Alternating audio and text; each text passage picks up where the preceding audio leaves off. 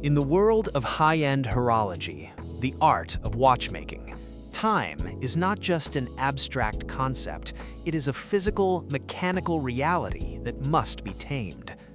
The general public looks at a luxury watch and sees the diamonds on the bezel or the brand name on the dial, but true masters look past the gold. We look at the beating heart inside.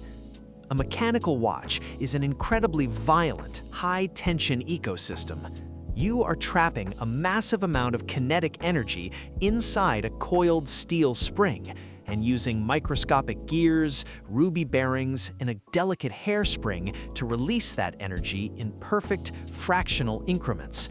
A single speck of dust, a microscopic scratch on a pinion, or a temperature fluctuation of 2 degrees can throw off the heartbeat of the machine. I have spent my entire life learning how to conquer friction, gravity, and time itself. I just never realized that while I was obsessively calibrating the escapement wheel on my workbench, the woman I loved was quietly recalibrating her life to completely erase me from it. My name is Arthur. I'm 39 years old, and I am a master horologist and micro-mechanical engineer. 6 years ago, I married Eleanor. Eleanor was a highly ambitious, fiercely intelligent director for an elite fine art and antiquities auction house. She operated in a pristine, champagne-soaked world of white gloves, private VIP galleries, and multi-billionaire collectors. I was the quiet, introverted craftsman who preferred the absolute, obsessive silence of my laboratory. But I thought we were the perfect balance. I built the impossible, and she knew exactly how to present it to the world. For 5 agonizing, grueling years, I spent every single weekend, every holiday, and every ounce of my personal savings developing my absolute magnum opus. I called it the Eternity Escapement. It wasn't just a watch, it was a mechanical revolution. I had engineered a proprietary multi-axis tourbillon suspended entirely by microscopic magnetic fields, completely negating the effects of Earth's gravity on the movement. It had a flawless, unprecedented 30-day power reserve. Major Swiss watch conglomerates were spending tens of millions of dollars trying to achieve what I had built in my workshop. The patents for the mechanical architecture alone were conservatively appraised at $5 million. I promised Eleanor this mechanism was our golden ticket. I told her that when I finalized the prototypes, we would license the movement to a legendary Swiss house and we would be set for life. She would be the wife of a living legend. But Eleanor didn't want to wait for the final calibration. She looked at my magnifying loupe, my hunched posture, and my quiet life, and she decided she wanted the $5 million without having to endure the watchmaker. She wanted the diamonds, she wanted the spotlight, and she found a billionaire who was more than willing to help her steal the time. The mainspring of our marriage started to snap when Eleanor's auction house was contracted by a massive, aggressive luxury conglomerate. The CEO of that syndicate was a man named Sterling. Sterling was 45 years old and the absolute poster boy for corporate arrogance. He didn't know the difference between a tourbillon and a cheap quartz battery. He was a ruthless venture capitalist who bought up heritage watch brands, hollowed out their factories, replaced the master craftsmen with automated assembly lines, and charged naive millionaires massive markups for a shiny logo. He wore $10,000 bespoke suits, drove a customized Ferrari, and treated brilliant working-class engineers like disposable assembly line workers. Suddenly, Eleanor was spending all her time at Sterling's glass tower headquarters, claiming she was advising him on a massive new luxury acquisition strategy. The red flags didn't just quietly appear, they ticked like a time bomb. First, the profound, unapologetic disrespect. Eleanor started actively belittling my life's work. "Arthur, you need to wake up," she scoffed one evening, tossing her $10,000 designer handbag onto our kitchen counter. Sterling manages a $500 million portfolio. He builds global empires. You've been sitting in a basement staring at gears through a magnifying glass for 5 years and haven't made a single dime. You lack corporate vision. Nobody cares about your mechanical purity. They care about the branding on the dial. Second, the intense, unnatural secrecy regarding her devices. Eleanor changed the passcode on her phone and her laptop. She started taking crisis auction calls in her car, sitting in the driveway with the engine running for 40 minutes before coming inside. Third, and by far the most terrifying, was her sudden, highly specific interest in my laboratory vault. Eleanor, a woman who absolutely loathed the ticking silence of my studio, suddenly asked me exactly when the Eternity Escapement prototype would be fully assembled and what the encryption code was for the massive biometric safe where I kept the CAD files in the physical mechanism. When an auction director suddenly cares about the encryption status of an unpatented $5 million micromechanical prototype, you don't answer the question. You open the case back and you look for the broken gear. When you keep a $5 million mechanical masterpiece in your home laboratory, you don't rely on a simple padlock. My entire facility was routed through a custom telemetry mainframe. It logged every single motion, but more importantly, it strictly monitored the humidity and temperature of the main safe. If the heavy steel door was opened, the atmospheric pressure change instantly sent an alert to my secure server. One Saturday night, while Eleanor was supposedly at a weekend gallery retreat in the city, my phone vibrated with a critical priority alert from the lab. I pulled my car into an empty parking lot, opened my secure server app, and tapped into the live camera feed. It was Eleanor in Sterling. They weren't just hooking up on my drafting table. They had the heavy safe wide open. Sterling was holding the flawless, beating prototype of the Eternity Escapement in his hands, his eyes wide with pure, unadulterated greed. Because the lab was perfectly quiet, the highly sensitive microphone picked up their conversation with crystal clarity. Sterling was grinning. "This is it, Eleanor. It's absolutely mesmerizing. The Geneva Master Watchmakers auction is next Saturday. If I present this inside a custom diamond-encrusted case and claim my corporate R&D team engineered it, an anonymous Saudi royal has already agreed to buy the patent rights and the prototype for $6 million on the spot. Have you secured the CAD files?" Eleanor laughed, a cold, cruel sound that made the blood freeze in my veins. "I copied the master blueprints to this flash drive. The idiot actually thinks I care about his stupid magnifying glasses. Tomorrow, when he goes to his horology symposium in London, we take the drive and the prototype. Before I leave, I'll take a hammer to the workbench and smash his spare parts. I'll tell him we got robbed. He'll be completely devastated. He won't be able to prove a thing. I'll serve him with divorce papers on Monday, and we'll be on your yacht in Monaco by the weekend. He's just a naive tinkerer. He won't be able to fight your corporate lawyers." Sterling kissed her. "You're a visionary, my love. The tinkerer is going to fund our entire empire." I sat alone in the sweltering cab of my car, staring at the glowing monitor as my entire reality shattered. My wife of 6 years was sleeping with a corporate parasite. Together, they were actively plotting to steal 5 years of my blood, sweat, and genius, intentionally destroy my laboratory to fake a robbery, sell my masterpiece to a billionaire, and leave me utterly destroyed. They thought I was just a naive tinkerer. They didn't understand the level of absolute, unmitigated kinetic destruction a master horologist is capable of engineering. If you want to destroy a fraudulent watchmaker, you don't smash his display cases.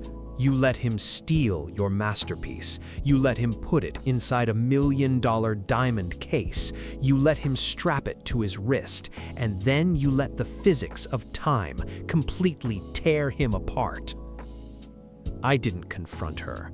If I yelled and locked the lab, Sterling's army of corporate lawyers would bury me in injunctions, claim they had a verbal contract to the design, and tie me up in court for a decade until I went bankrupt. I needed them to steal the prototype. I needed Sterling to proudly wear my creation in front of the wealthiest collectors on the planet. So, I went to work on the microscopic level. That night, while Eleanor was fast asleep, I went into the lab. A mechanical watch is powered by a massive, tightly coiled mainspring. This spring holds an incredible amount of stored kinetic energy. The only thing keeping that spring from uncoiling instantly is the escapement, the tiny, ticking mechanism that releases the energy one microscopic fraction of a second at a time. I carefully opened the prototype.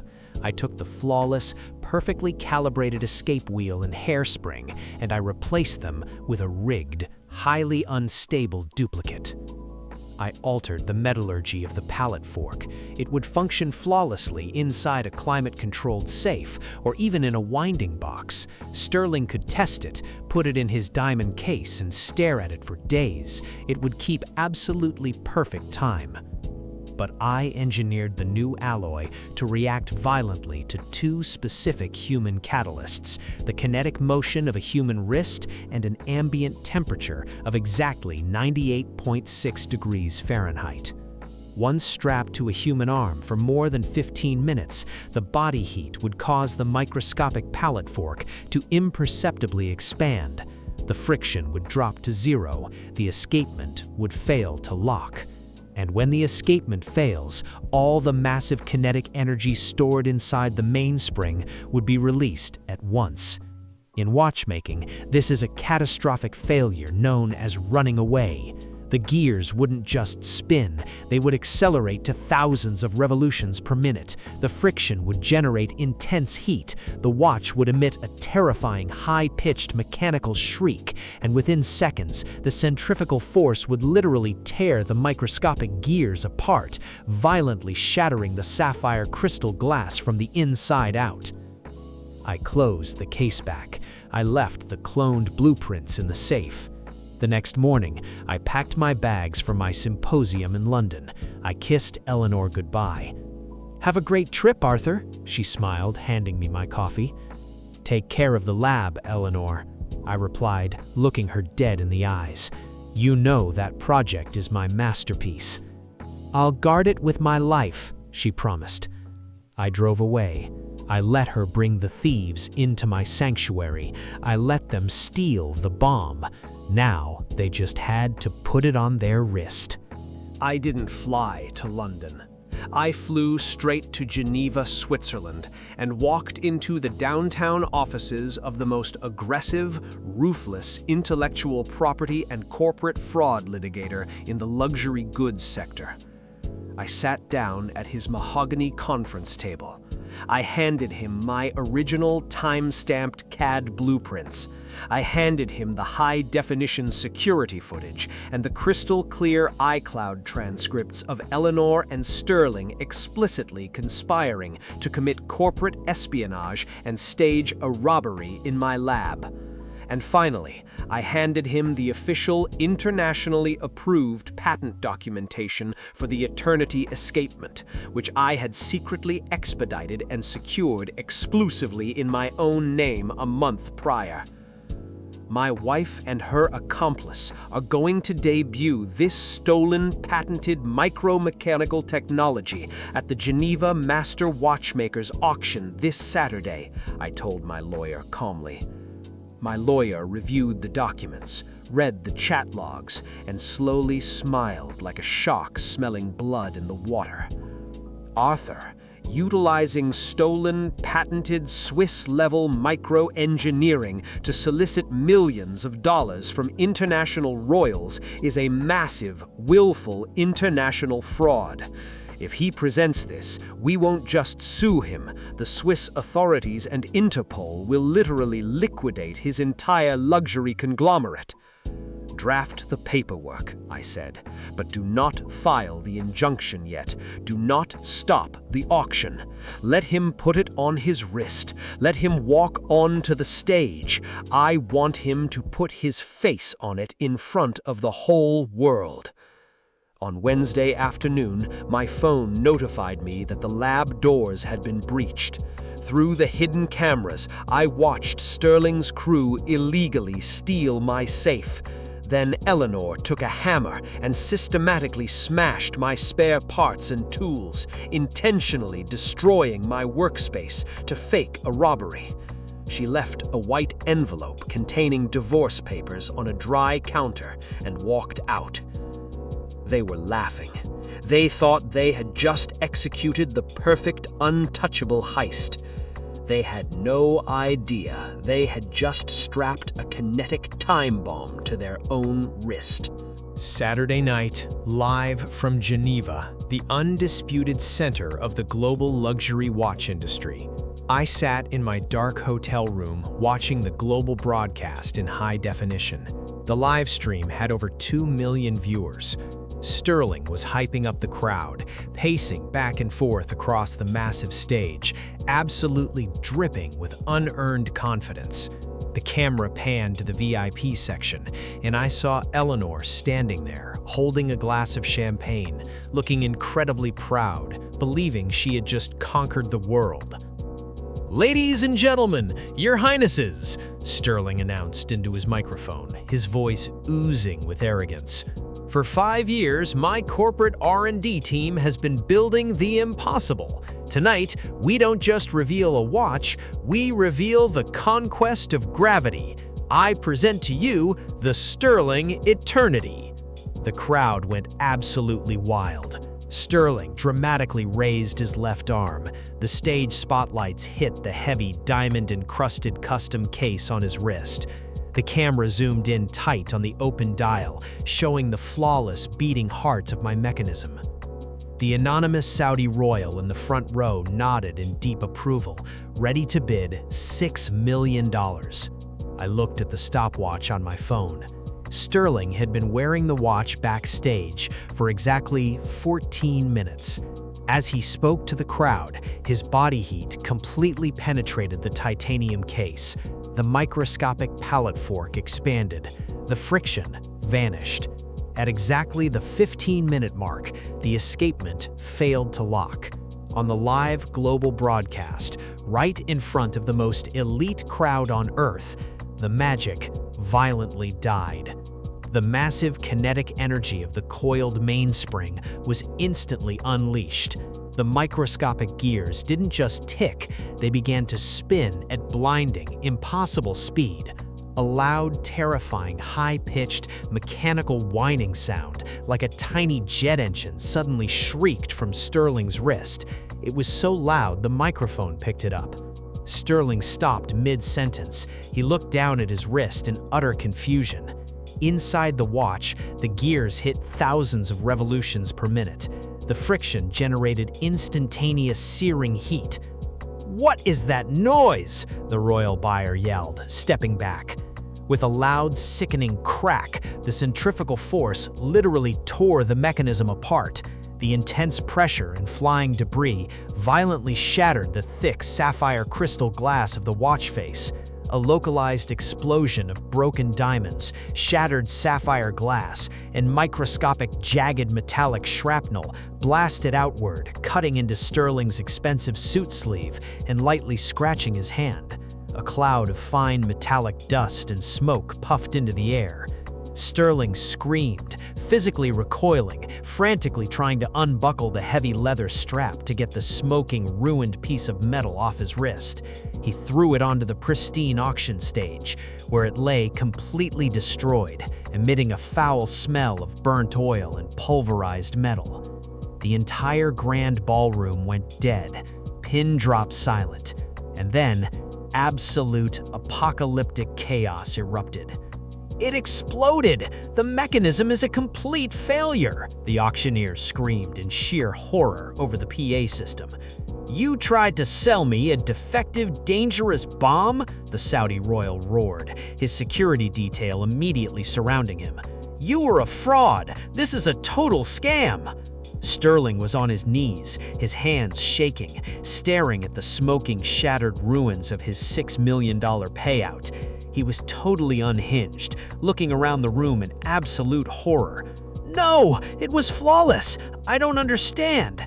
In the VIP box, Eleanor dropped her champagne glass. It shattered. She put her hands over her mouth, her face turning the color of wet concrete. She looked like she was going to pass out. The elite buyers were stampeding for the doors, whispering in disgust. The live stream chat completely broke.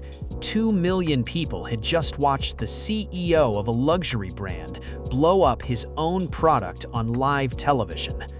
I took a slow, deeply satisfying sip of my bourbon, letting the burn settle in my chest. The auction was officially closed. You cannot recover from your flagship $6 million watch exploding on your wrist in front of the Swiss horology elite. The fallout was an absolute, unmitigated, scorched earth massacre. The video of the watch shrieking and shattering went viral globally within 10 minutes. By Sunday morning, Sterling was the biggest laughingstock in the history of luxury goods. The wealthy investors who had funded his conglomerate immediately pulled their money and filed massive lawsuits against him for gross misrepresentation, fraud, and destroying their brand value. But the real fatal blow happened before they even left Geneva, because Sterling had attempted to auction stolen, patented intellectual property across international borders. Interpol and the Swiss authorities raided his hotel suite. His entire empire completely collapsed. He was ousted as CEO by his own board of directors in less than 48 hours. Eleanor's life was vaporized. Sterling, realizing he was facing international federal indictments and total bankruptcy, immediately blamed her. He told investigators that she was a rogue auction director who had supplied him with the stolen, defective mechanism without his knowledge, throwing her to the wolves to save himself. She was arrested at the airport. She called me from a holding cell in Switzerland, sobbing so hard she was hyperventilating. Arthur, please! The police arrested me! Sterling dumped me! The watch exploded! You have to tell them you made a mistake with the escapement! Please, I have nothing!" "I didn't make a mistake, Eleanor," I said calmly, leaning back in my chair. "I gave you exactly what you stole. You just forgot to do your thermal stress tests. I have the video of you smashing my tools with a hammer, by the way. By the way, check your email. You've been served with divorce papers. Enjoy the Swiss justice system." I hung up and blocked her number. During our divorce settlement, she had absolutely zero leverage because she was facing criminal charges for corporate espionage and property destruction against me. The judge awarded me 100% of the marital assets and denied her any alimony. She walked away with millions in legal debt and an international felony record. It's been almost 3 years since that auction in Geneva. After the dust finally settled and the lawsuits were paid out, I sold the real, fully functioning, beautifully stable patent for the Eternity escapement. I didn't sell it to a corporate hack. I sold it to a legendary, highly respected, centuries-old Swiss watch house, a company that actually understands the micro-mechanics, respects the art, and treats its master craftsmen like true partners. I made enough money from that single sale to buy a massive new commercial laboratory, hire a full team of apprentices, and my business has never been better.